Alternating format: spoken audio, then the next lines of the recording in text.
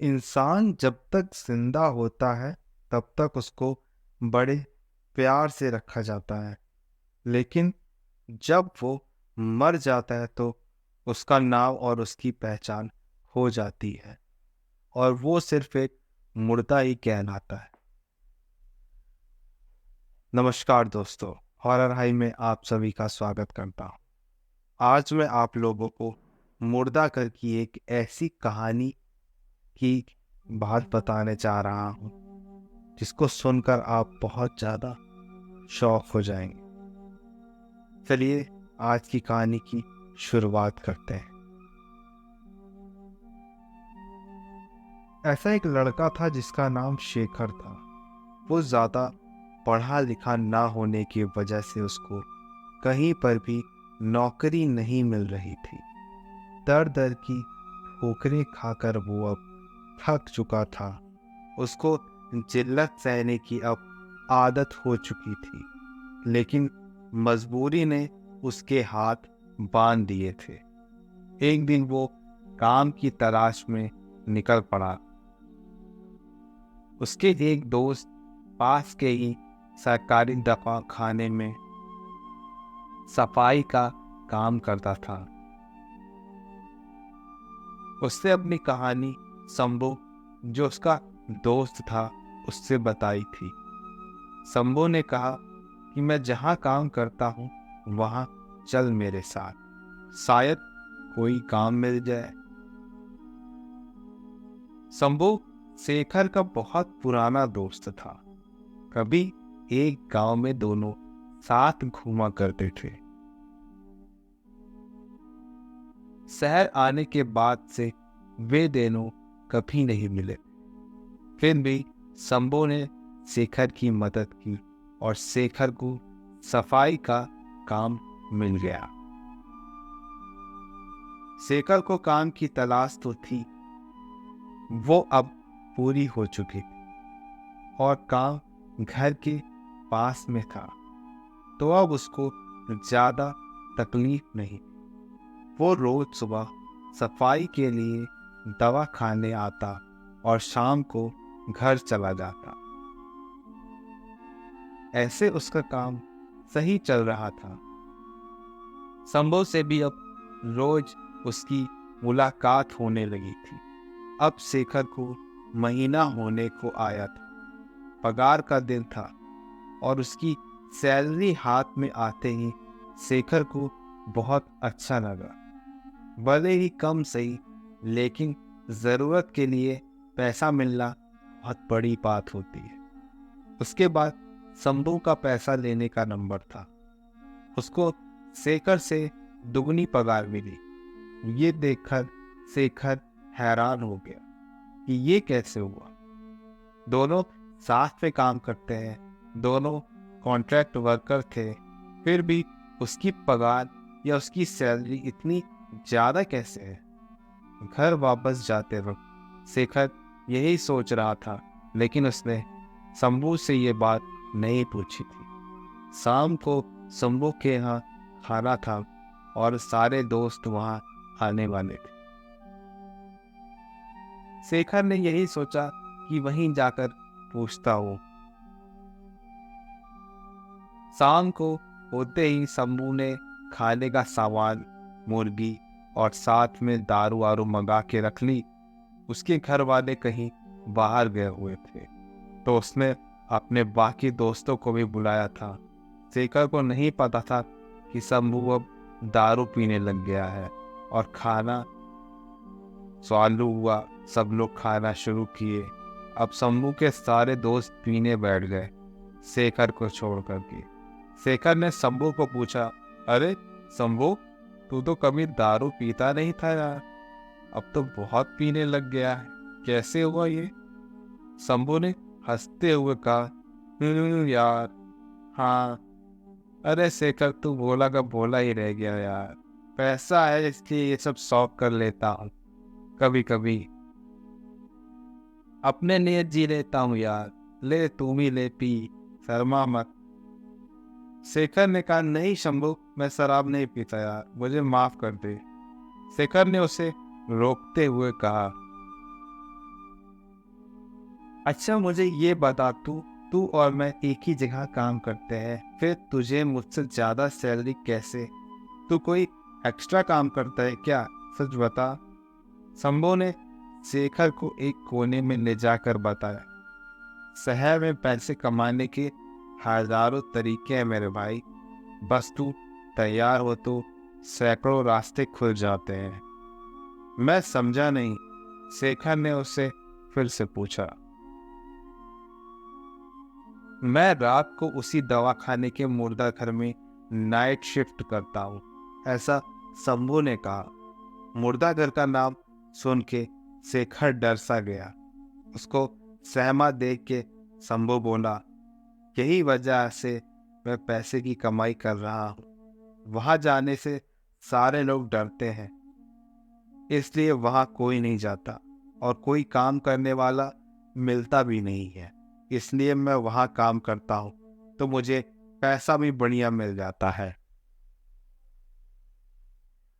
मैं दारू लेकर जाता हूँ और वहीं पीकर सो जाता हूँ मुर्दों के साथ, उसी मुर्दा घर में। ऐसा बोल के वो हंसने लगा।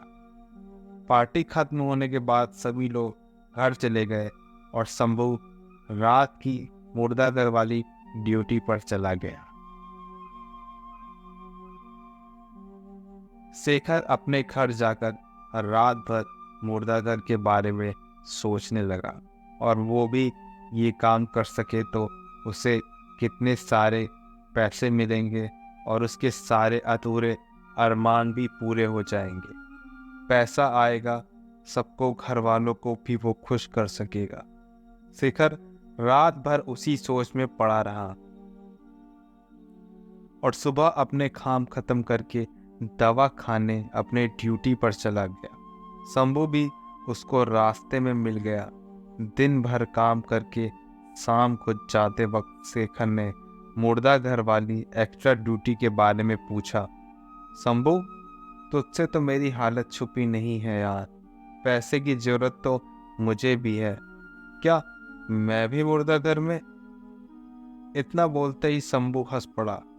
अरे शेखर मेरे भाई, तू मुर्दों के बीच में कैसे रहेगा यार? तू तो दारू भी नहीं पीता भाई। मुर्दों के बीच में रात भर रुकना कोई आसान काम नहीं है भाई। शेखर ने एक बार शंभू की तरफ देखा और कहा, मुझे पता है, लेकिन मैं ये कर सकता हूँ। दूसरे ही दिन शंभू ने अपने साहब से बात करवाकर शेखर को वो एक्स्ट्रा ड्यूटी दिलवा दी। लेकिन अब शंभू भी साथ रहने वाला था तो कोई डर की बात तो नहीं। दूसरे ही दिन से शेखर की एक्स्ट्रा ड्यूटी चालू होती है। शंभू रात को मुर्दा घर में पीने के लिए दारू लेकर आया था। मुर्दा घर में आते ही शंभू ने बताया, ये दरवाज़ा ठीक से लगता नहीं है, इसलिए इसको लकड़ी फंसा कर रखना। अगर ये बंद हुआ तो अंदर से नहीं खुलेगा। जब तक कोई बाहर से नहीं खोलता, हमको अंदर ही इन मुर्दों के बीच में रहना पड़ सकता है।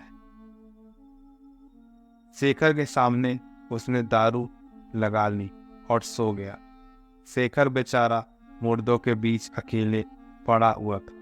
पहली रात थी, उसको बहुत अजीब लग रहा था। एकदम सन्नाटा। वो बिल्कुल दरवाजे के पास बैठा था। मुर्दा घर में लाइट तो थी, लेकिन इतने मुर्दों में थोड़ी सी भी हलचल हो जाए तो आवाज हलक से बाहर ना आए और जान न चली जाए। पहली रात कट गई और शेखर को थोड़ी हिम्मत आ गई। अब दोनों रोज मुर्दा घर में ड्यूटी करने लगे थे। कुछ रोज बीत जाने के बाद यहाँ काम करना शेखर को बहुत आम लगने लगा। दिन गुजरते गए, पैसा आने लगा तो शेखर के बहुत से काम होने लगे। उसके घर वाले भी बहुत खुश थे। सब कुछ सही चल रहा था। एक रात उस मुर्दा घर में एक आधा जला हुआ मुर्दा आया। उसको एक पलंग पर लिटाकर सब लोग चले गए। वो देखते ही ये बहुत भयानक दिख रहा था। उसकी लाश को एक जगह लगाकर शेखर आराम कर रहा था। इतने में बाहर हल्ला सुनाई दिया। शोर सुनकर शेखर बाहर देखने लगा। उसने शंभू को उठाया। शंभू दारू पीकर सोया हुआ था। रात के करीब 1 बज चुके थे। उसकी शराब अब उतरने लग गई थी। वो उठकर बैठ गया, लेकिन वो बाहर नहीं आया। कोई उसको दारू पीता हुआ पकड़ लिया तो नौकरी जाने का खतरा था। शेखर दरवाजे को लकड़ी से फंसाकर चला गया। बाहर दवा खाने की ग्राउंड में भीड़ थी। इधर शंभू उठकर बैठ गया। उसको बिल्कुल भी खबर नहीं थी कि कोई नया मुर्दा या नई बॉडी आई हुई है। एकदम से जोर की हवा सामने की खिड़की से आई और खिड़कियां खूब आवाज करने लगी। दरवाजे की लड़की सरक गई और दरवाजा बंद हो चुका। अब शंभू की दारू पूरी तरह से उतर गई। वो डरने लगा था। एकदम से एक पलंग से कुछ खुला। ऐसा महसूस हुआ कि शंभू पूरा पसीने से तर-तर हो गया था। वो उठकर देखने लगा। मुर्दाघर बहुत बड़ा था। उसने चारों तरफ कुछ भी दिखाई नहीं दे रहा। अब कुछ ज्यादा ही हलचल होने लगी थी और वो अब जला हुआ मुर्दा पलंग पर बैठ गया था।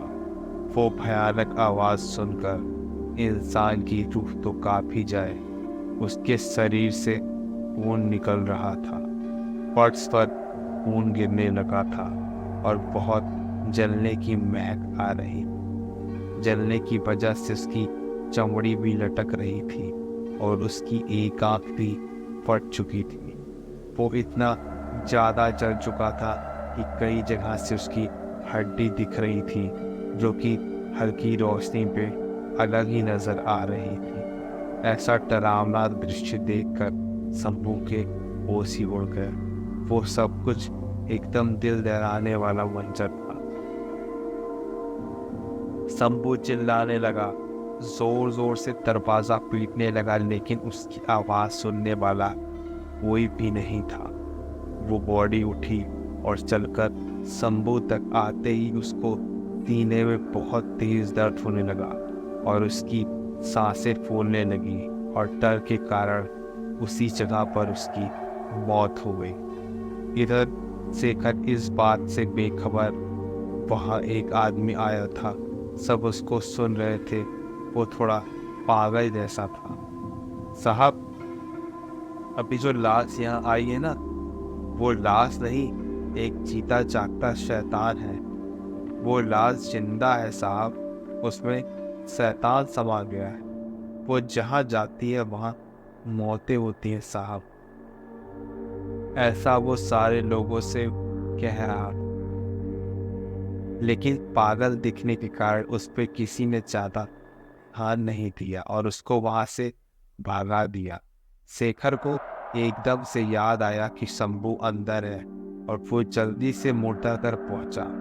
दरवाजा बंद था। उसने झट से खोला और सामने देखा कि शंभू जो था वो नीचे पड़ा हुआ और वो लाश अपने पलंग पर ही थी। उसने शंभू को उठाना चाहा, लेकिन वो उठ नहीं सका। शेखर ने डॉक्टर को बुलाया।